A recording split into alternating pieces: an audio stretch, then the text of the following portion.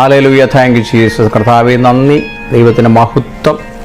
അല്പസമയം വചനത്തിൽ ശുശ്രൂഷിക്കും കൃപ തരുന്നതിനായ സ്തോത്രം. ജനത്തോട് സംസാരിച്ചാലും ഹോളി സ്പിരിറ്റ് അങ്ങ് ഞാൻ വെൽക്കം ചെയ്യുന്നു. പരിശുദ്ധാത്മാവിൻ്റെ ശക്തി, പരിശുദ്ധാത്മാവിൻ്റെ സാന്നിധ്യത്തിനായ സ്തോത്രം. ചിന്തകളെ നാവിനെയൊക്കെ ബലപ്പെടുത്തിയാലും കർത്താവേ ജനത്തോട് സംസാരിക്കണമേ. വലിയ ഡെലിവൻസിനായി ഞാൻ പ്രാർത്ഥിക്കുന്നു. കേൾക്കുന്ന എല്ലാവർക്കും അനുഗ്രഹമായി തീരട്ടെ. In Jesus mighty name I pray. Amen. നമ്മുടെ ചിന്തകളെ നിയന്ത്രിക്കേണ്ടത് അത്യാവശ്യമാണ്. എനിക്കൊന്ന് ഏറ്റവും കൂടുതൽ പാപങ്ങൾ ചെയ്യുന്നു, മനുഷ്യന് ഏറ്റവും കൂടുതൽ പാപങ്ങൾ ചെയ്യുന്നത് ചിന്തകളിലൂടെയാണ്. ചിന്തകളാണല്ലോ പിന്നീട് അത് പ്രവൃത്തിയായി തീരുന്നത്. അതുകൊണ്ടാണ് യേശു പറഞ്ഞത്, നമ്മുടെ ഹൃദയം നിറഞ്ഞ് കവിഞ്ഞൊഴുകുന്നതാണ് വായ പ്രസ്താവിക്കുന്നത്. അപ്പോൾ വായ പ്രസ്താവിക്കുന്നതിന് മുന്നേ അത് എനിക്ക് തോന്നുന്നു മൈൻഡുമായിട്ട് കണക്റ്റഡ് ആവും. അങ്ങനെയാണ് വായ പ്രസ്താവിക്കുന്നത്. യേശു പറഞ്ഞ എൻ്റെ ജീവൻ്റെ ഉറവിടം എവിടെ നിന്നാണ്? നമ്മുടെ ഹൃദയത്തിനുള്ളിൽ നിന്ന് വരുന്നത്. നമ്മുടെ ഹൃദയം നിറഞ്ഞ് കവിഞ്ഞാണ്, പരിശുദ്ധാത്മ നിറഞ്ഞ് കവിഞ്ഞാണ് അത് പുറപ്പെടുന്നത്. കർത്താവ് കൊണ്ട് പറഞ്ഞത്, വിശ്വസിക്കുന്നതിനുള്ളിൽ നിന്ന് ജീവജല നദികൾ ഒഴുകുന്നു. വിശ്വസിക്കുന്നതിനുള്ളിൽ നിന്ന് ജീവജല നദികൾ ഒഴുകുന്നു. ഒറ്റ നദിയല്ല, സോമന നദികളുണ്ട്. ഒരുപാട് നദികൾ ഇങ്ങനെ ഒഴുകിക്കൊണ്ടിരിക്കും, ജീവജല നദികൾ. അതുകൊണ്ടാണ് സദൃശ്യവാക്യങ്ങൾ ഇങ്ങനെ പറയുന്നത്. സദൃശ്യവാക്യങ്ങൾ കാണാൻ പറ്റും. 4:23 പറയുന്നത്, എല്ലാറ്റിനും ഉപരിയായി നിൻ്റെ ഹൃദയത്തെ കാത്തുകൊള്ളുക. ഉണ്ടോ? ഹൃദയത്തെ കാത്തുകൊള്ളുക. കാരണം അത് ജീവൻ്റെ ഉറവിടമല്ലോ. അപ്പം ജീവൻ്റെ ഉറവിടം നമ്മുടെ ഹൃദയമാണ്. ജീവൻ്റെ ഉറവിടം നമ്മുടെ ഹൃദയമാണ്. നമ്മുടെ ചിന്തകളെ നിയന്ത്രിക്കേണ്ടത് അത്യാവശ്യമാണ്. അതുകൊണ്ടാണ് പറയുന്നത്.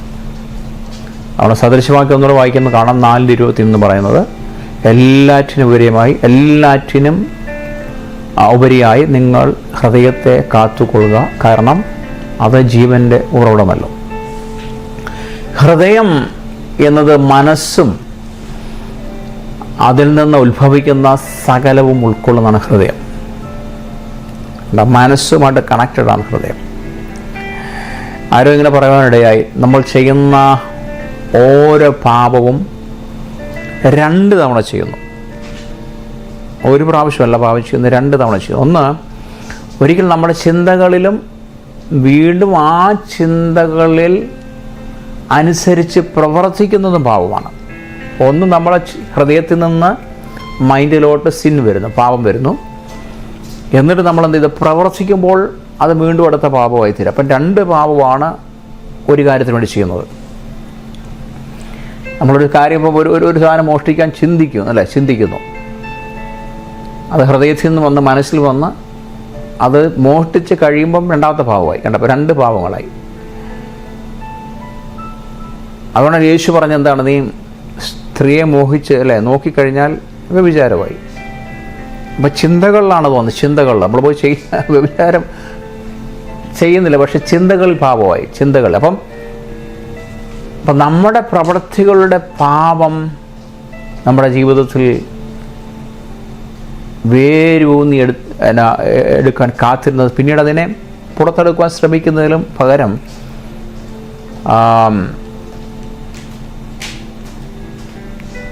ഈ ചിന്തകൾ വരുമ്പോൾ തന്നെ നമ്മൾ ആ ചിന്തയെ അടിസ്ഥാനപരമായി റിമൂവ് ചെയ്യുവാൻ നമ്മൾ ശ്രമിച്ചാൽ നമുക്ക് ആ പാപത്തിൽ നിന്ന് വിടുതൽ പ്രാപിക്കാൻ പറ്റും. അതുകൊണ്ടാണ് നമ്മൾ രാവിലെ എഴുന്നേറ്റ് പറഞ്ഞ പരിശുദ്ധാത്മാവിന് നമ്മൾ ചിന്തകൾ കൊടുക്കുന്നത്. രാവിലെ എഴുന്നേറ്റ് നമ്മൾ സറണ്ടർ ചെയ്യുന്നു. പരിശുദ്ധാത്മാവെ എൻ്റെ ചിന്തകളെ ഞാൻ സറണ്ടർ ചെയ്യുന്നു. പരിശുദ്ധാത്മാവിൻ്റെ മൈൻഡിനെ ഞാൻ സറണ്ടർ ചെയ്യുന്നു. പരിശുദ്ധാത്മാവെ അങ്ങനെ പരിശുദ്ധാത്മാവിൻ്റെ മൈൻഡിനെ കൺട്രോൾ ചെയ്യണം, ചിന്തകളെ കൺട്രോൾ ചെയ്യണം. പരിശുദ്ധാത്മാവിൻ്റെ ദേഹത്തെ ദൈവാത്മാവിനെ കൺട്രോൾ ചെയ്യണം. പരിശുദ്ധാത്മാവിൻ്റെ ബോഡിയെ കൺട്രോൾ ചെയ്യണം. പരിശുദ്ധാത്മാവിൻ്റെ വേർഡ്സിനെ കൺട്രോൾ ചെയ്യണം. പരിശുദ്ധാത്മാവിന് നമ്മൾ സറണ്ടർ കൊടുക്കണം. മനസ്സിലേക്ക് പ്രവേശിക്കുന്ന ചിന്ത എന്ന് പറയുന്നത് വലിയ പാവം കേട്ടോ.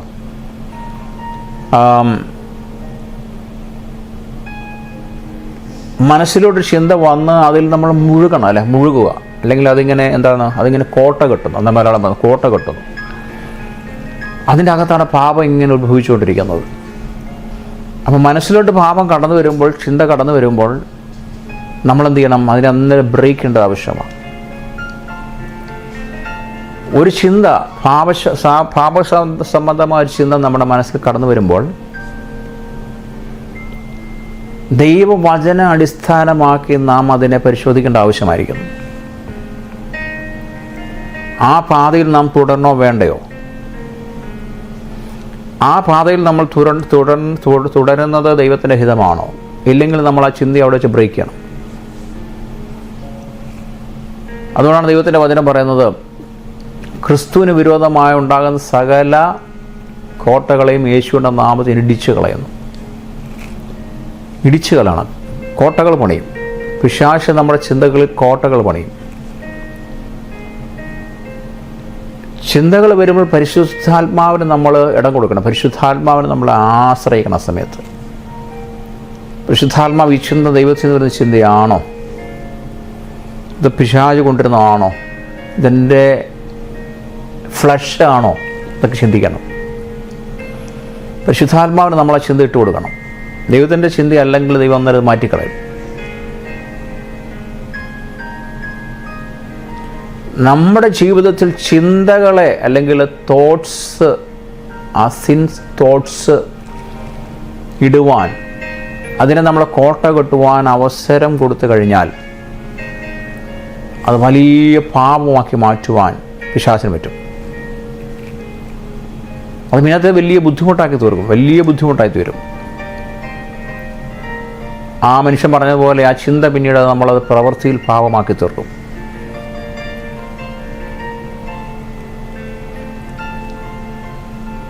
ഒരു ആഴത്തിൽ ഒരു കുഴിയിൽ വീണ ഒരു വാഹനം നമ്മളത് എടുത്ത് അതിൻ്റെ ട്രാക്കിൽ കൊണ്ടുവരണമെങ്കിൽ എന്ത് പാടാ. അതുപോലെ ആയിത്തീരും.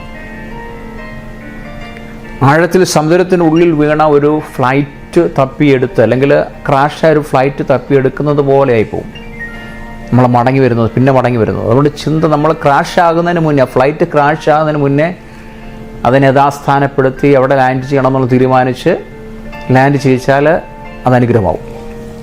അല്ലെങ്കിൽ അനേക ഡിസാസ്റ്ററിൽ നിന്ന്, അല്ലെങ്കിൽ അനേക എന്താ പറയുക അപകടങ്ങളിൽ നിന്ന് അനേകരെ നമുക്ക് രക്ഷിക്കാൻ പറ്റും. അതുപോലെ തന്നെയാണ് ചിന്തകൾ. വലിയ പടുക്കുഴിയിലോട്ട് പോകും.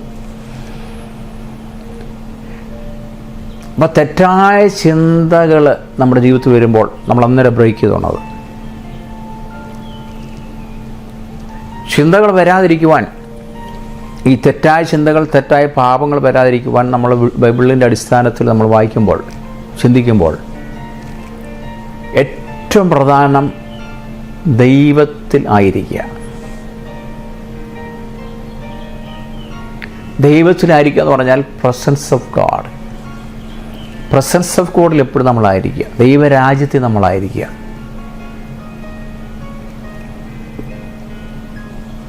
ദൈവത്തിലായിരിക്കണം. ദൈവത്തിൻ്റെ വചനത്തിലായിരിക്കണം. യേശുവിൽ നമ്മളായിരിക്കണം. ദൈവത്തിലായിരിക്കുമ്പോൾ പ്രലോഭനങ്ങൾ വരുമ്പോൾ, ടെംപ്റ്റേഷൻസ് വരുമ്പോൾ നമുക്കറിയാൻ പറ്റും ഇത് പ്രലോഭനമാണ്, ഇത് ടെംപ്റ്റേഷൻസാണ്. അപ്പോൾ അതിനെ തിരിച്ചറിഞ്ഞ് നമുക്ക് ജയിക്കാൻ പറ്റും. ദൈവത്തിലാണെങ്കിൽ നമുക്ക് ജയിക്കാൻ പറ്റും. വേൾഡിലാണെങ്കിൽ നമുക്ക് ജയിക്കാൻ പറ്റത്തില്ല. വേൾഡ് അല്ലെങ്കിൽ ഫ്ലഷിലാണെങ്കിൽ അതിൽ ജയിക്കാൻ പറ്റത്തില്ല. അതിൽ നമ്മൾ വീണു പോകും. അതിൽ നമ്മൾ പട്ടുപോകും. അപ്പോൾ എപ്പോൾ നമ്മൾ ചിന്തിക്കേണ്ടത് ദൈവത്തിൽ തന്നെ നിൽക്കുക എന്നുള്ള, അല്ലെ പ്രസൻസ് ഓഫ് ഗോഡിൽ എപ്പോഴും ഷാഡോ, ദൈവത്തിൻ്റെ ഷാഡോയിൽ, ദൈവത്തിൻ്റെ ആ തണലിന് കീഴിൽ, സങ്കീർത്തനക്കാരൻ ദൈവത്തിൻ്റെ തണലിന് കീഴിൽ എപ്പോഴും നിലനിൽക്കുക. ഷാഡോയിൽ നിലനിൽക്കണം. പ്രസൻസിൽ നിൽക്കണം. യേശു മരുഭൂമിയിൽ, മത്തായി സുവിശേഷം 4-ാം അധ്യായത്തിലാണ് സാത്താൻ്റെ ഒരു പരീക്ഷ നടക്കുന്നുണ്ട്. സാത്താൻ്റെ എല്ലാ പ്രലോഭനങ്ങളും യേശു ജയിച്ചത് തിരുവെഴുത്ത് പറഞ്ഞ, അല്ലെങ്കിൽ വചനം പറഞ്ഞ ജയിച്ചു.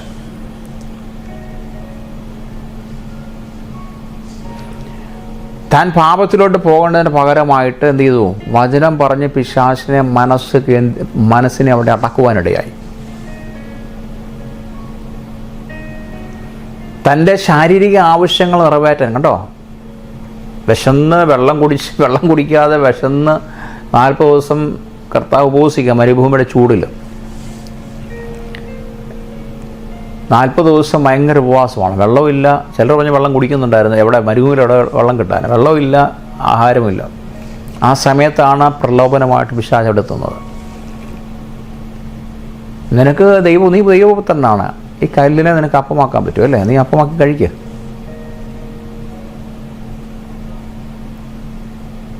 പക്ഷെ കർത്താവ് അവിടെ എന്താണ് ചെയ്തത്? വചനം പറഞ്ഞ് പിശാചിനെ ജയിക്കുവാനിടയായി. അതുപോലെ മറ്റൊരു ദിവസം പറയുന്നുണ്ട്, എന്താണ്, ഈ ലോകത്തിൻ്റെ മഹത്വം ലഭിക്കുവാൻ വേണ്ടി പിശാചിനെ ഒന്ന് കുമ്പിടുക. ഒരു പ്രലോഭനമാണ്. അപ്പോൾ ഈ ലോകത്തിലെ മഹത്വം മുഴുവൻ ഞാൻ നിനക്ക് തരാം. പിശാച് ഒരു സെക്കൻഡ് കൊണ്ട് അല്ലെങ്കിൽ ഒരു നിമിഷം കൊണ്ട് കാണിച്ചു കൊടുത്തല്ല. നീ ഒന്ന് കുമ്പിട്ടാൽ മതി, എന്നെ നമസ്കരിച്ചാൽ മതി, ഇത് മുഴുവൻ ഞാൻ നിനക്ക് തരാം. ആ പ്രലോഭനത്തിൽ കണ്ട, ലോകം മുഴുവൻ പ്രലോഭനത്തിൽ കൊണ്ടുവന്നിട്ട് പിശാച് ചോദിക്കുക, ഒന്ന് കുമ്പിട്ടാൽ മതി പ്ലീസ്. എന്ത് മര്യാദക്കാരനാ പിശാച് അവിടെ. അവിടെ കർത്താവ് വചനം പറഞ്ഞു ജയിച്ചു. ദൈവത്തെ മാത്രമേ സേവിക്കാവൂ, ദൈവത്തെ മാത്രമേ ആരാധിക്കാവൂ.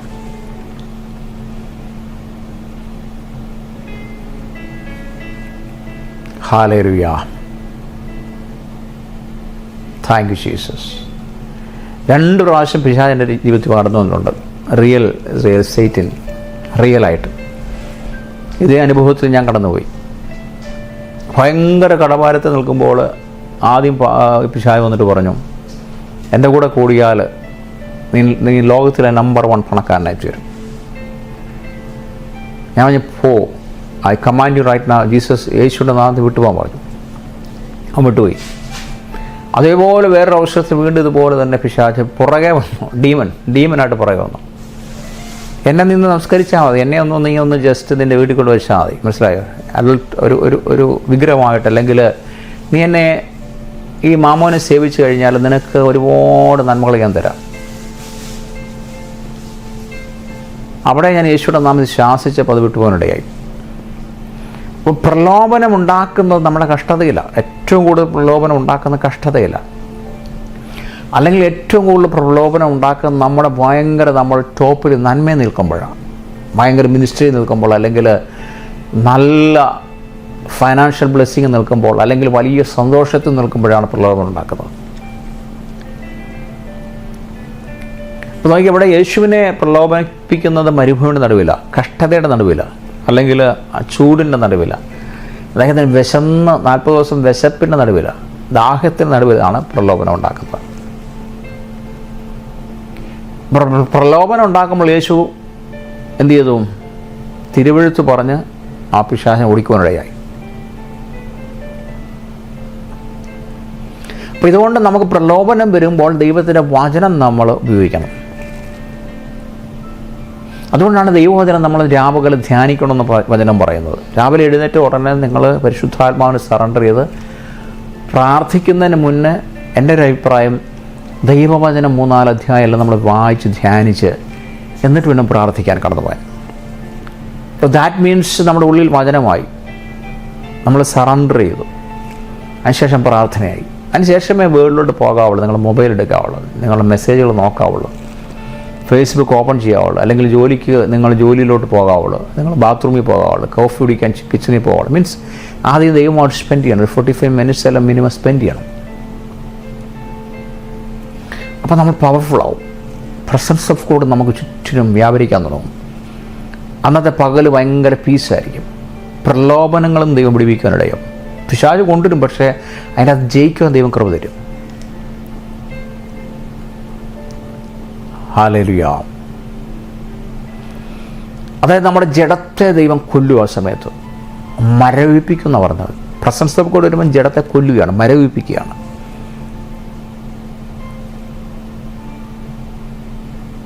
ചിലർക്കങ്ങ് ആർത്തിയാണ്, ആകുലത, ചിലർക്കങ്ങ് മോഹമാണ്, ചിലർക്കങ്ങ് പണത്തോടുള്ള ആർത്തി, ചിലർക്കങ്ങ് ആഹാരത്തോട് ആർത്തി, പല പല പ്രലോഭനങ്ങളാണ്. ചിലർക്കങ്ങ് ഡ്രസ്സിനോടുള്ള ആർത്തി, ചിലർക്ക് കാറുകളോടുള്ള ആർത്തി, ചിലർക്ക് വലിയ പൊസിഷനോടുള്ള ആർത്തി. നോക്കി, ചിലർക്ക് പണത്തോടുള്ള ആർത്തിയാണ്. അത് പ്രലോഭനമാണ്. അപ്പോൾ അതിനെ കൊല്ലണമെങ്കിൽ പരിശുദ്ധാത്മാവിൻ്റെ സാന്നിധ്യം, ദൈവത്തിൻ്റെ സാന്നിധ്യം ആവശ്യമാണ്, ദൈവവചനം ആവശ്യമാണ്. അപ്പോൾ ദൈവവചനത്തിലൂടെ അതിനെ കൊല്ലാൻ പറ്റും, ആത്മാവിൻ്റെ സാന്നിധ്യത്തിൽ കൊല്ലാൻ പറ്റും, പരിശുദ്ധാത്മാവിൽ അതിനെ കൊല്ലാൻ പറ്റും. ഹല്ലേലൂയ. അപ്പോൾ പ്രലോഭനം ഉണ്ടാകുന്നതിന് മുന്നേ, ഈ നെഗറ്റീവ് നമ്മുടെ ജീവിതത്തിൽ വ്യാപരിക്കുന്നതിന് മുന്നേ പിടിച്ചു നിൽക്കണമെങ്കിൽ എന്ത് ചെയ്യണം? എന്നും നമ്മൾ സറണ്ടർ കൊടുക്കണം. പരിശുദ്ധാത്മാവ് സറണ്ടർ കൊടുക്കണം. പരിശുദ്ധാത്മാവ് ഞാൻ സറണ്ടർ ചെയ്യാണ്, ഞാൻ കീഴ്പ്പെടുകയാണ്, അങ്ങേക്ക് ഞാൻ എന്നെ ഏൽപ്പിക്കുന്നു. പരിശുദ്ധാത്മാവിന് എൻ്റെ ചിന്തകളെ സമർപ്പിക്കുന്നു. നെഗറ്റീവ് മനുഷ്യൻ്റെ ഒരു സ്വഭാവമാണ് എപ്പോഴും നെഗറ്റീവ് ചിന്തിക്കുക. എന്ത് പറഞ്ഞാലുള്ള നെഗറ്റീവ് നമ്മുടെ തോട്ട്സിൽ ആദ്യം വരുന്നത്. അതിനെ നമ്മളെ കൊല്ലണം. കുറേ നാൾ കൊന്നു കഴിയുമ്പോൾ പോസിറ്റീവ് നമ്മളിലോട്ട് വരാൻ തുടങ്ങും. പിശാചിന് ഏറ്റവും വലിയ ജഡത്തിൻ്റെ ഏറ്റവും വലിയ തന്ത്രമാണ് നെഗറ്റീവ്സ് തോട്ട്സ് കൊണ്ടിടുക എന്നുള്ളത്. എന്നിട്ട് നെഗറ്റീവ് തോട്ട്സ് നമ്മുടെ വായിലൂടെ പ്രസ്താവിക്കുക. അതിനെ കൊല്ലണമെങ്കിൽ പ്രസൻസ് ഓഫ് ഗോഡ് ആവശ്യം, ദൈവത്തിൻ്റെ വചനം ആവശ്യമാണ്, പ്രാർത്ഥന ആവശ്യമാണ്. അപ്പം നെഗറ്റീവ് വേർഡ്സിനെ ഇപ്പോൾ നെഗറ്റീവിനെ നമ്മൾ പോസിറ്റീവിലാക്കി മാറ്റണം. എന്നിട്ട് പോസിറ്റീവാണ് നമ്മൾ പ്രസ്താവിക്കുന്നത് വായിലൂടെ. അപ്പോൾ പോസിറ്റീവ് നമ്മുടെ ജീവിതത്തിൽ കാണാൻ പറ്റും, അത്ഭുതങ്ങളുടെ ജീവിതത്തിൽ കാണാൻ പറ്റും. Hallelujah. Thank you Jesus. Hallelujah. Thank you Jesus. നന്ദി കർത്താവേ.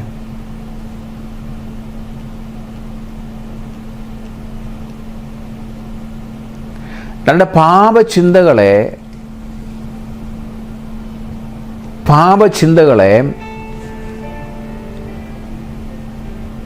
പ്രോത്സാഹിപ്പിക്കുന്ന അല്ലെങ്കിൽ എന്നെ എൻകറേജ് ചെയ്യുന്ന കാര്യങ്ങൾ നമ്മുടെ മനസ്സിനെ നിറയ്ക്കരുത്. പാപചിന്തകളെ ഒന്നും പ്രോത്സാഹിപ്പിക്കുന്ന എന്നെ എൻകറേജ് ഒന്നും നമ്മുടെ മനസ്സിലോട്ട് കൊണ്ടുവരരുത്. അതുകൊണ്ടാണ് സദൃശവാക്യം 4:23 ആശയം, നാം നമ്മുടെ ഹൃദയങ്ങളെ സൂക്ഷിക്കണം. നാം അവയിലേക്ക് അനുവദിക്കുന്നതും അവയ്ക്ക് മനസ്സിൽ സൂക്ഷിക്കുവാൻ അനുവദിക്കുന്നതും തെറ്റാണ്. അവിടെ യോബ് പറഞ്ഞെന്താണെന്നറിയോ? 31:1 ഞാൻ എൻ്റെ കണ്ണുകളുമായി ഒരു നിയമം ചെയ്തിരിക്കുന്നു. പിന്നെ ഞാനൊരു യുവതിയെ നോക്കേണ്ടതിന് നോക്കിയേ എങ്ങനെ എൻ്റെ കണ്ണുകൾ ഉപയോഗിക്കും? നിയമം ചെയ്തിരിക്കുക. നമ്മുടെ കണ്ണുകൾ കർത്താവിന് സറണ്ടർ കൊടുക്കണം. പരിശുദ്ധാത്മാവിന് സറണ്ടർ കൊടുക്കണം. പരിശുദ്ധാത്മാവിൻ്റെ കണ്ണുകൾ സറണ്ടർ ചെയ്യുന്നു. എൻ്റെ ചെവികൾ ദൈവമില്ലാത്തൊന്നും കേൾക്കാൻ പാടില്ല. ചെവികൾ ഞാൻ സറണ്ടർ ചെയ്യുന്നു. പഞ്ചേന്ദ്രിയങ്ങളെല്ലാം പരിശുദ്ധാത്മാവിന് സറണ്ടർ ചെയ്യണം. അപ്പോൾ നമ്മുടെ കണ്ണുകളെല്ലാം പവർഫുള്ളായിരിക്കും. ചില അമേരിക്കൻസ് വന്ന് എന്നോട് പറഞ്ഞിട്ടുണ്ട്, എൻ്റെ കണ്ണി നോക്കി യേശുവിൻ്റെ കണ്ണി നോക്കുന്ന പോലെയാണ്. മീൻസ് എൻ്റെ കണ്ണ് യേശുവിൻ്റെ കണ്ണ് ഒരുപോലെ ഇരിക്കുന്നതല്ല പറഞ്ഞത്. എൻ്റെ കണ്ണി നോക്കുമ്പോൾ എന്തോ ഒരു എന്താ പറയുന്നത്, ഡിവൈൻ പവർ അവർക്ക് അനുഭവപ്പെടും. അതവർ പറയുന്നത് നിൻ്റെ കണ്ണിലോട്ട് നോക്കുമ്പോൾ യേശുവിൻ്റെ കണ്ണിലോട്ട് നോക്കുന്ന പോലെയാണ്. So divine power. റോമലേഖനം 13:14 പറയുന്നതും കർത്താവ് യേശു ക്രിസ്തുവിനെ ധരിച്ചുകൊള്ളുവിൻ. ധരിച്ചുകൊള്ളുവിൻ മീൻസ് എന്തുവാണ്? കോട്ടിടുന്നത് പോലെ അല്ലെങ്കിൽ സൂട്ടിടുന്നത് പോലെ ധരിച്ചുകൊള്ളുവിൻ. ആരെയാ? കർത്താവായ യേശു ക്രിസ്തുവിനെ. ദാറ്റ് മീൻസ് പവർ ധരിച്ചുകൊള്ളണം. നമ്മൾ പരിശുദ്ധാത്മാവിനെ നമ്മൾ ധരിച്ചുകൊള്ളണം. അതുകൊണ്ടാണ് അപ്പോസ്തലൻ പ്രവൃത്തിയിൽ പറഞ്ഞത് എന്താണ്? പരിശുദ്ധാത്മാവ് നിങ്ങളുടെ മേൽ വരുമ്പോൾ നിങ്ങൾ ശക്തി പ്രാപിക്കും. പരിശുദ്ധാത്മാവിനെ നമ്മൾ ധരിക്കണം. കോട്ടിടുന്നുമല്ല, നമ്മുടെ ഉള്ളിലുണ്ട് പരിശുദ്ധാത്മാവ്. പക്ഷേ പരിശുദ്ധാത്മാവിനെ ധരിക്കുമ്പോൾ പ്രൊട്ടക്ഷനായി തരും. പ്രൊട്ടക്ഷൻ. ജഡത്തിൻ്റെ മോഹങ്ങളെ കൊല്ലാൻ പറ്റും.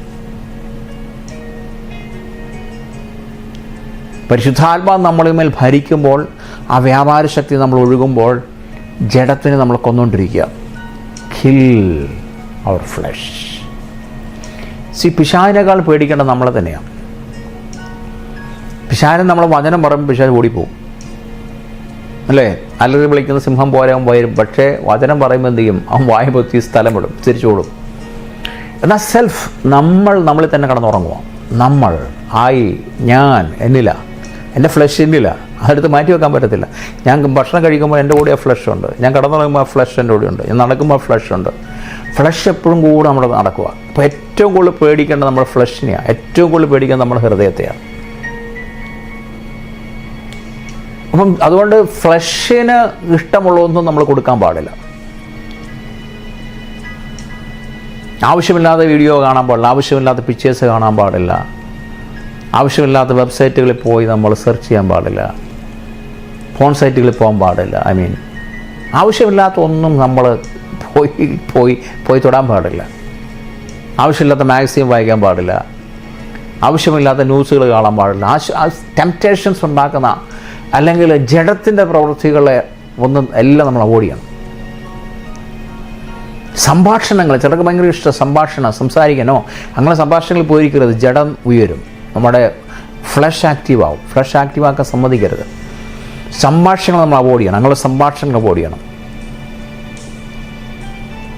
അപ്പോൾ ഫ്ലഷ് ആക്ടിവിറ്റി ആകുന്ന എല്ലാ വിഷയങ്ങളിൽ നിന്ന് മാറി നിൽക്കണം. നമ്മളെ ഒഴിവാക്കണം. അപ്പോൾ തെറ്റായ വഴികളിലൂടെ നമ്മെ പ്രേരിപ്പിക്കുന്നവരുമായി നമ്മൾ സമയം ചെലവഴിക്കരുത്. That is very important. അതാണ് സങ്കീർത്തനങ്ങൾ 1-ാം സങ്കീർത്തനം എന്ന് പറയുന്നത്. തെറ്റായ വഴിയിലൂടെ നമ്മളെ നയിക്കുന്നവരുമായിട്ട് നമ്മൾ കൂട്ടുകൂടരുത്. നമുക്കെല്ലാവരും ഹായ് വേണം. നമ്മൾ ലോകത്ത് ജീവിക്കുന്നവരാണ് എല്ലാവരും. നമ്മൾ ഹായ് പറയണം, ഗുഡ് മോർണിംഗ് പറയണം, അതൊക്കെ ഉണ്ട്. പക്ഷേ തെറ്റായ വഴിയിലൂടെ നമ്മൾ ആരെങ്കിലും നടക്കുന്നവരുണ്ടെങ്കിൽ അവരുടെ പോരുത്. തെറ്റായ രീതിയിലൂടെ സംസാരിക്കുന്നവരുടെ പോരുത്. അതുകൊണ്ടാണ് അഭിഷിക്തന്മാരോട് കൂടെ നിൽക്കണമെന്ന് പറയുന്നത്. അനോയിൻറ്റഡ് ആൾക്കാരുടെ കൂടെ നിൽക്കാൻ പറയുന്നത്.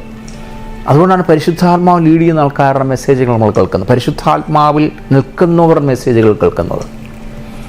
ഞാൻ ലോകത്തുള്ള എല്ലാവരുടെ മെസ്സേജൊന്നും കേൾക്കാറില്ല. ഒരുപാട് വാട്സപ്പ് ക്ലിപ്പുകൾ എനിക്ക് വരുന്നുണ്ട്. അതൊന്നും തുറക്കാറ് പോലുമില്ല. എത്രയോ മെസ്സേജുകൾ ആൾക്കാർ എനിക്ക് അയച്ചു ഫോർവേഡ് ചെയ്യുന്നു. എത്രയോ ഗ്രൂപ്പുകൾ എന്നെ ചേർത്തിട്ടുണ്ട്. ഞാനത് തുറക്കാറേ ഇല്ല. ആരെങ്കിലും പേഴ്സണലായിട്ട് മെസ്സേജ് അയച്ചാൽ അവർക്ക് മറുപടി കൊടുക്കും. അല്ലാതെ ഒരു ഗ്രൂപ്പിൽ ഞാൻ ചേരല്ല.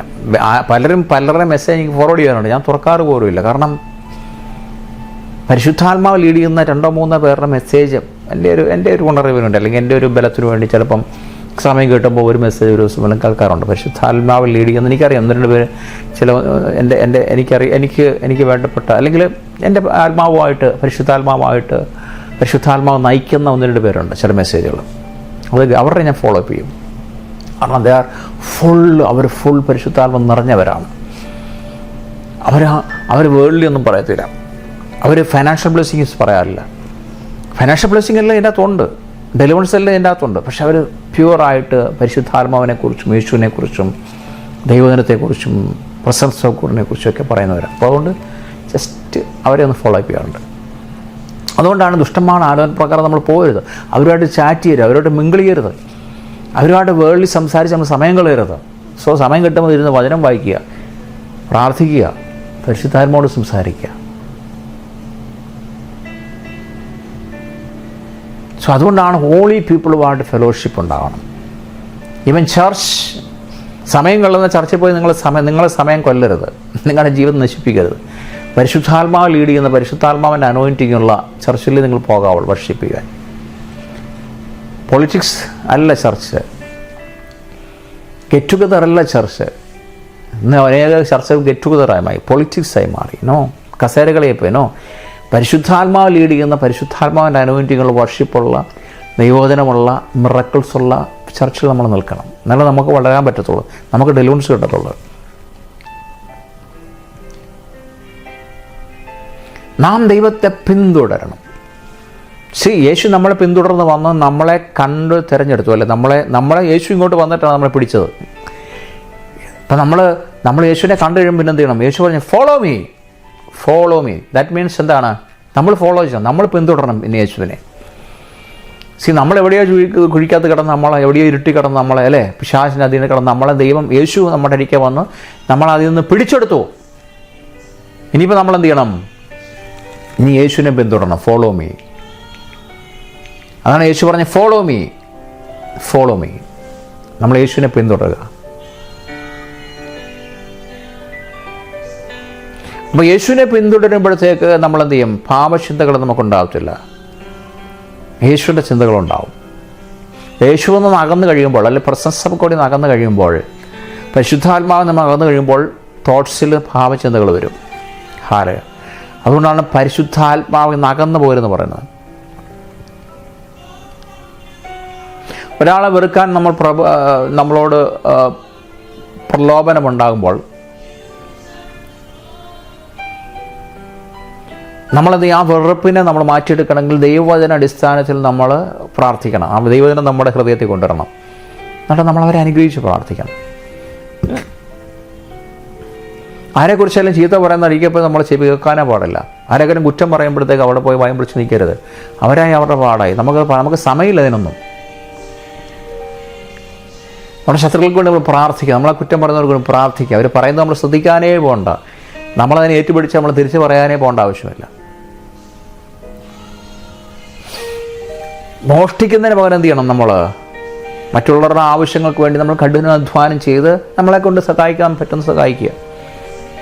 ഞാൻ എത്രയോ വർഷങ്ങളായി ജോലി ചെയ്യുന്നു, എന്നെക്കൊണ്ട് ചെയ്യാവുന്ന മറ്റുള്ളവർ സഹായമാകുന്നു. പലരും മോഷ്ടിച്ചാണ് സഹായിക്കണം. മോഷ്ടിക്കാൻ പാടില്ല. മോഷ്ടിക്കാതെ നമ്മൾ മറ്റുള്ളവർക്ക് സഹായം ചെയ്യണം.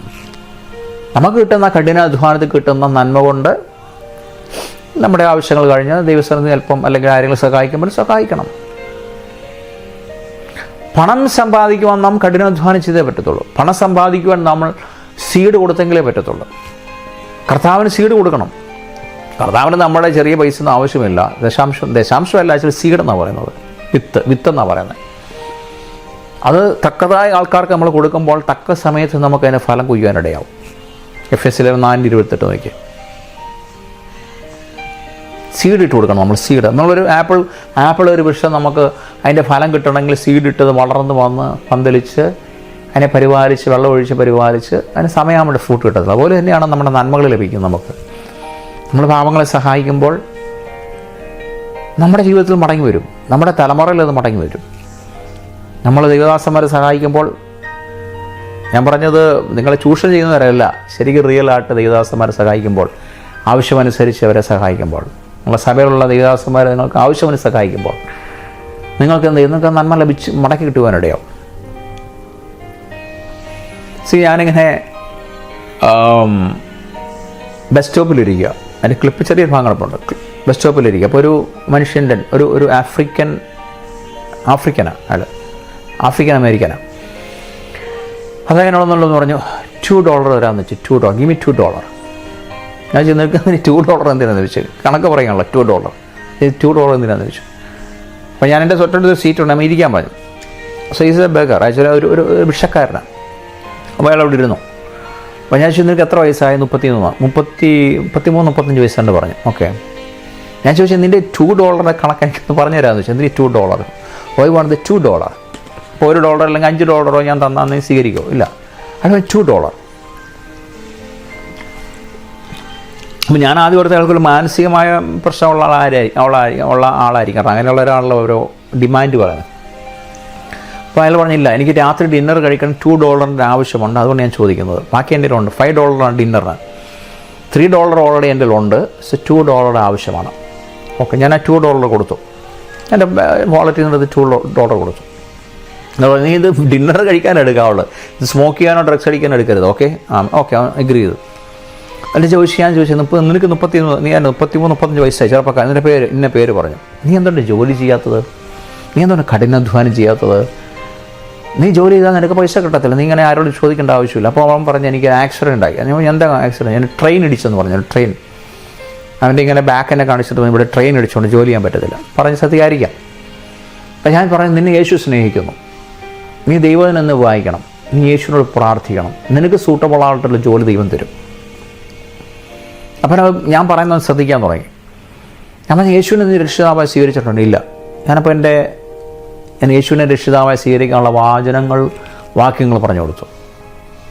അപ്പോൾ അദ്ദേഹം അത് സ്വീകരിച്ചു. അദ്ദേഹം തൻ്റെ വായ കൊണ്ട് ഏറ്റു പറഞ്ഞു. അദ്ദേഹം കരയാൻ തുടങ്ങി, കണ്ണീരുടെ വെള്ളം വന്നു. പ്രൈസ് ഉള്ളവർ. അപ്പോൾ ആ ഒരു വിഷക്കാരനെ ദൈവം എന്തെങ്കിലും അയച്ചു $2 ചോദിച്ചു. നമ്മൾ ഇരുത്തി സംസാരിച്ചു, വചനം പറഞ്ഞു, അദ്ദേഹം രക്ഷിക്കപ്പെട്ടു. അദ്ദേഹം പിന്നെ വഴിക്ക് പോയി.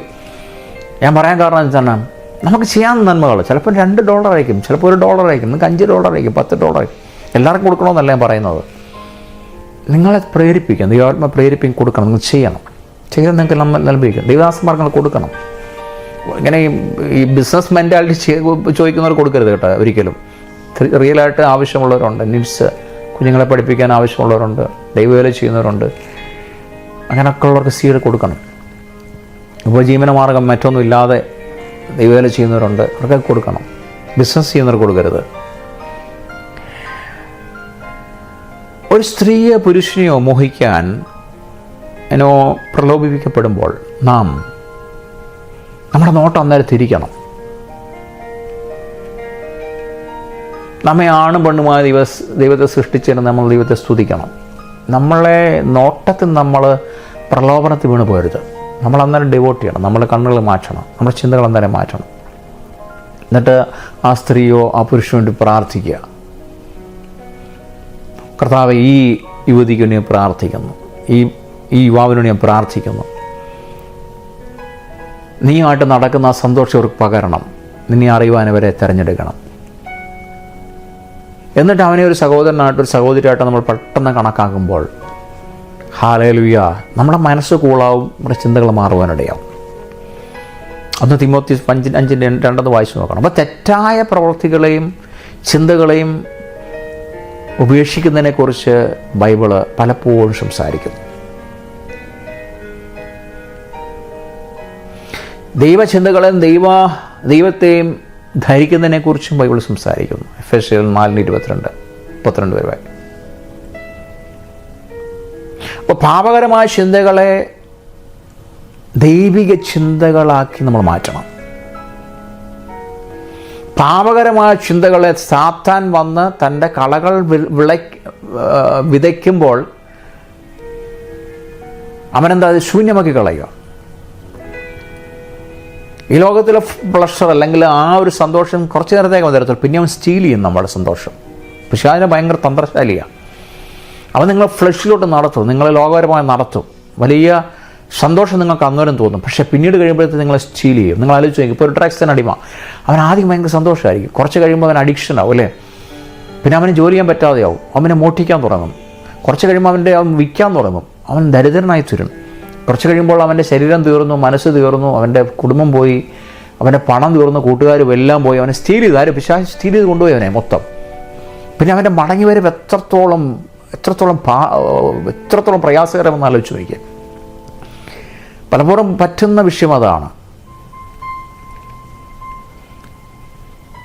പിശാച് ആദ്യമേ നല്ല സന്തോഷം തരും, പിശാച് എല്ലാം നല്ല ഓപ്പണായിട്ട് തരും, അതിലൂടെ സഞ്ചരിക്കാം, വഴി വിശാലമായി തരും. പക്ഷേ പോയി കഴിയുമ്പോൾ കുറച്ച് കഴിയുമ്പോൾ നാശത്തിലോട്ട് പോകുവാനിടയും.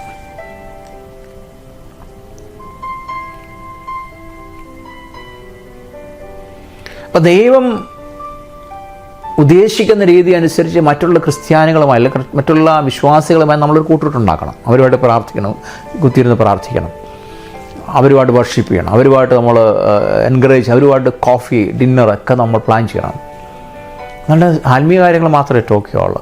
അങ്ങോട്ടും ഇങ്ങോട്ട് ഷെയർ ചെയ്യണം നമ്മുടെ വിഷയങ്ങൾ, പ്രാർത്ഥിക്കണം. അപ്പം സ്നേഹത്തിന് വേണ്ടി സൽപ്രവൃത്തികൾക്ക് വേണ്ടി നമുക്ക് പരസ്പരം പ്രോത്സാഹിപ്പിക്കണമെന്നാണ് ദൈവത്തിൻ്റെ വചനം പറയുന്നത്, എബ്രായ ലേഖനത്തിൽ പറയുന്നത്. എബ്രായ ലേഖനം എനിക്ക് തോന്നുന്നത് നിങ്ങൾക്ക് സമയം കിട്ടുമ്പോൾ വായിച്ചു നോക്കുക, 10:24 മുതൽ വായിച്ചു നോക്കുക, 25 വരെ. അപ്പോൾ ചിലർ ചെയ്യുന്നത് പോലെ ഒരുമിച്ച് കൂടുന്നത് എന്തിനാണ്? നല്ലതിന് വേണ്ടിയായിരിക്കണം. ഗെറ്റ് ടുഗദർ നല്ലതിന് വേണ്ടിയായിരിക്കണം, ആത്മീയ കാര്യങ്ങൾക്ക് വേണ്ടിയായിരിക്കണം, അന്യോന്യം പ്രോത്സാഹിപ്പിക്കാൻ വേണ്ടിയായിരിക്കണം, അന്യോന്യം പ്രബോധിപ്പിക്കാൻ വേണ്ടിയായിരിക്കണം, അന്യോന്യം ഉയർത്താൻ വേണ്ടിയായിരിക്കണം. നാം നാള് സമീപിച്ച് കാണുമ്പോൾ, യേശുവിൻ്റെ വരവ് ഏറ്റവും അടുത്ത് വരുമ്പോൾ നമ്മുടെ കൂട്ടായ്മ കൂടിക്കൊണ്ടിരിക്കണം, അകന്നു പോകാൻ പാടില്ല. ആഴ്ച 2-3 പ്രാവശ്യം നമ്മൾ 2 പ്രാവശ്യം നമ്മൾ ആൾക്കാരുമായിട്ട് ഇങ്ങനെയുള്ള സ്പിരിച്വൽ അല്ലെങ്കിൽ അനോയിൻറ്റഡ് ആയിട്ടുള്ള ആൾക്കാർ വേണ്ടിയിരുന്ന് പ്രാർത്ഥിക്കണം, ഉപവസിക്കണം. കൂടുതൽ ചെയ്യണം ദൈവത്തിൻ്റെ വചനം പറയുന്നത്. അവസാന നാളുകൾ ഇതെല്ലാം കൂടുതലായിരിക്കണം. ഒരു ചർച്ചയിൽ ഒരു മീറ്റിംഗ് കൊണ്ട് നമുക്കൊരിക്കലും ആത്മീയമായി വളരത്തില്ല. എസ്പെഷ്യലി ഇപ്പോഴത്തെ ചർച്ചകളൊന്നും അനോയിൻറ്റഡ് ചർച്ചകളല്ല, ജസ്റ്റ് ഒരു നേരം പോക്ക് പോലെയാണ്. ഞാനിവിടെ ഒരുപാട് ചർച്ചകളിൽ പോയി, എല്ലാം ഒരു ഗെറ്റ് ടുഗദർ, ഒരു ഫാമിലി ഓറിയൻറ്റഡ് ചർച്ച, ജസ്റ്റ് ഒരു ഫുഡ് അല്ലെങ്കിൽ ഒരു ഗെറ്റ് ടുഗദർ മാത്രമാണ്. അവിടെ ചർച്ച പരിശുദ്ധാത്മാവിൻ്റെ ഒരു പ്രവൃത്തികളൊന്നുമില്ല. ശരിക്ക് പരിശുദ്ധാത്മാവിൻ്റെ പ്രവൃത്തികളുമായിട്ടുള്ള ബന്ധത്തിലുള്ള ചർച്ചകളാണെങ്കിൽ ഭയങ്കര സന്തോഷമായിരിക്കും. നമ്മൾ ഗെറ്റ് ടുഗദർ കൂടുമ്പോൾ എപ്പോഴും നമുക്ക് ഒരേ ലിംഗത്തിലുള്ളവരാണെങ്കിൽ ഏറ്റവും നല്ലതാണ്. ഒരേ ഫാമിലിക്കാരും അല്ലെങ്കിൽ ഒരേ ആണുങ്ങൾ പെണ്ണുങ്ങൾ പുരുഷന്മാർ സ്ത്രീകളാണെങ്കിൽ അവരൊന്നിച്ചിരുന്ന് പ്രാർത്ഥിക്കുകയാണ് ഏറ്റവും നല്ലതായിരിക്കും. അന്യോന്യം പ്രാർത്ഥിക്കാൻ പറ്റും, ദേശങ്ങൾക്ക് വേണ്ടി പ്രാർത്ഥിക്കാൻ പറ്റും. നമ്മുടെ അവസ്ഥകളെ സ്നേഹത്തിൽ ചോദിക്കുന്നവരോട് പറഞ്ഞ് ഷെയർ ചെയ്തവർ പ്രാർത്ഥിക്കുന്നവരായിരിക്കണം, മറ്റുള്ളവരോട് ദുഷിക്കുന്നവരായിരിക്കരുത്. Hallelujah, thank you Jesus. അപ്പം അവസാനവും ഏറ്റവും പ്രാധാന്യമായ കാര്യം എന്ന് പറഞ്ഞാൽ നമ്മുടെ പാപത്തിൽ നിന്നുള്ള രക്ഷകനായി യേശുക്രിസ്തുവിൽ വിശ്വാസം അർപ്പിക്കുക. യേശുക്രിസ്തുവിന് മാത്രം എൻ്റെ പാപത്തെ കഴുകാൻ പറ്റത്തുള്ളൂ. തൻ്റെ പുത്രനായ യേശു രക്ത സകല പാപങ്ങളെ പൊക്കി ശുദ്ധീകരിക്കുന്നു. ചെറിയ കരട് പോലുള്ള പാപങ്ങളുണ്ടെങ്കിലും ചിന്തകളിലോ അല്ലെങ്കിൽ നമ്മൾ അറിഞ്ഞോ അറിയാതൊക്കെ പാവങ്ങൾ ജീവിച്ചു വരും. അതെല്ലാം നമ്മൾ ഏറ്റുപറഞ്ഞ് കർത്താവിൻ്റെ ക്ഷമ ചോദിച്ച് വീണ്ടും ചെയ്യാതിരിക്കാൻ ഏൽപ്പിച്ചു കൊടുക്കണം.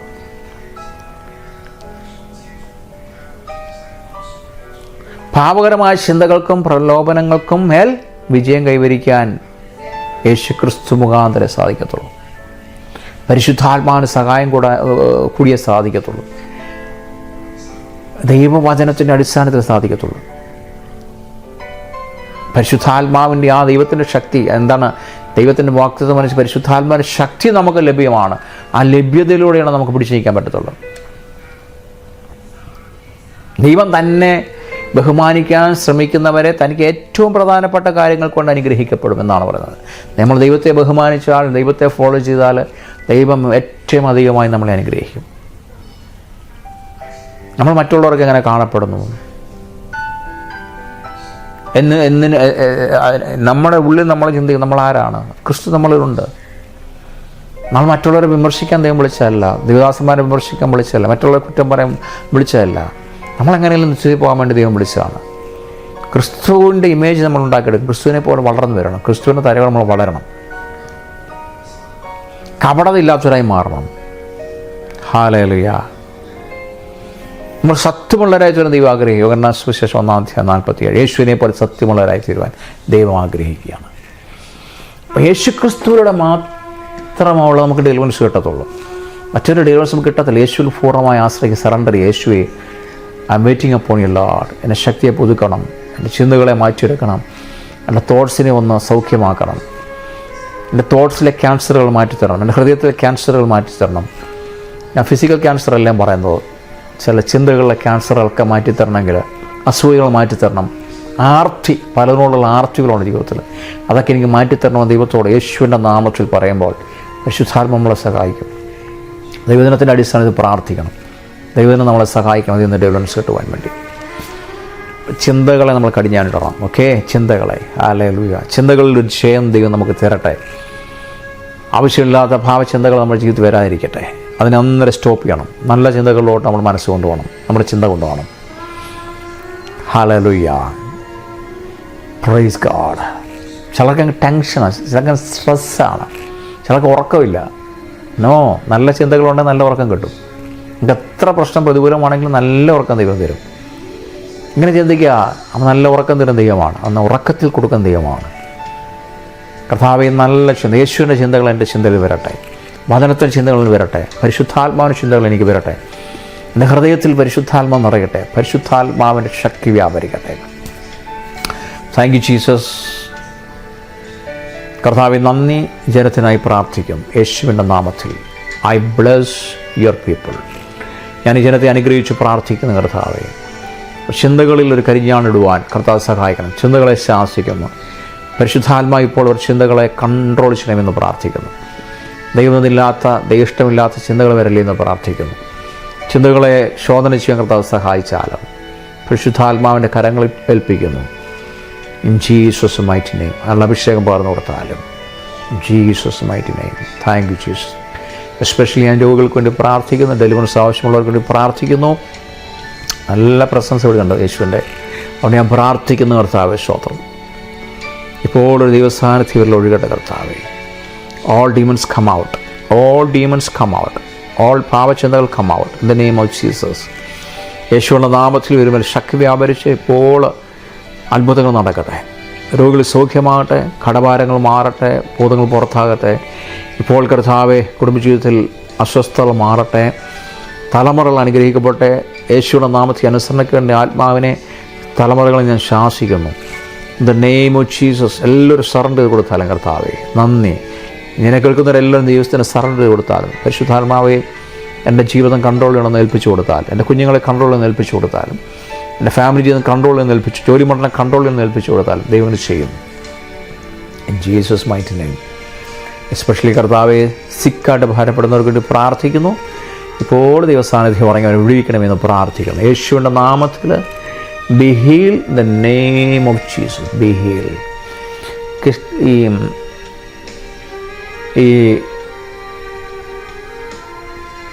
ഈ മൂത്രാശയത്തിലെ വിഷയങ്ങൾ ദൈവം സൗഖ്യമാക്കുന്നു യേശുവിൻ്റെ നാമത്തിൽ. മൂത്രസംബന്ധമായ വിഷയങ്ങളൊക്കെ യേശു സൗഖ്യമാക്കുന്നു in the name of Jesus. ഉള്ളിലുള്ള ചില അവയവങ്ങളിലൊക്കെ പരിശുദ്ധാത്മാവ് തൊടുകയാണ്. നിങ്ങളുടെ ഉള്ളിലുള്ള അവയവങ്ങളിൽ കർത്താവ് സൗഖ്യമാകുന്നു. ആ പരിശുദ്ധാത്മ ഒരു സാന്നിധ്യം ഒഴുകുന്നുണ്ട്. Yes, touch Holy Spirit. നിങ്ങളുടെ ശരീരത്തിനുള്ളിലുള്ള ചില അവയവങ്ങൾ കർത്താവ് ഡെലിവറി ചെയ്യുകയാണ് in the name of Jesus. കർത്താവ് ചെയ്യുന്നതിനായ ശ്രോതം ഈ കുടൽ സംബന്ധമായ വിഷയങ്ങളെ, വയർ സംബന്ധമായ വിഷയങ്ങളെ, നിങ്ങളുടെ മൂത്രാശയത്തിലെ വിഷയങ്ങളൊക്കെ കർത്താവ് ഇപ്പോൾ ഒരു സൗഖ്യം അയച്ചുകൊണ്ടിരിക്കുക. ഒന്ന് ഏൽപ്പിച്ചു കൊടുക്കുക. നിങ്ങൾക്കുള്ള വിഷയങ്ങൾ ഇപ്പോൾ ദിവസത്തിൽ പറ, കർത്താവ് സൗഖ്യമാക്കും in the name of Jesus. യേശുവിൻ്റെ നാമത്തിൽ സൗഖ്യമാകട്ടെ. കർത്താവ് ചെയ്യുന്നതിനായ സ്തോത്രം. Thank you. God bless you. I will see you again. Bye bye.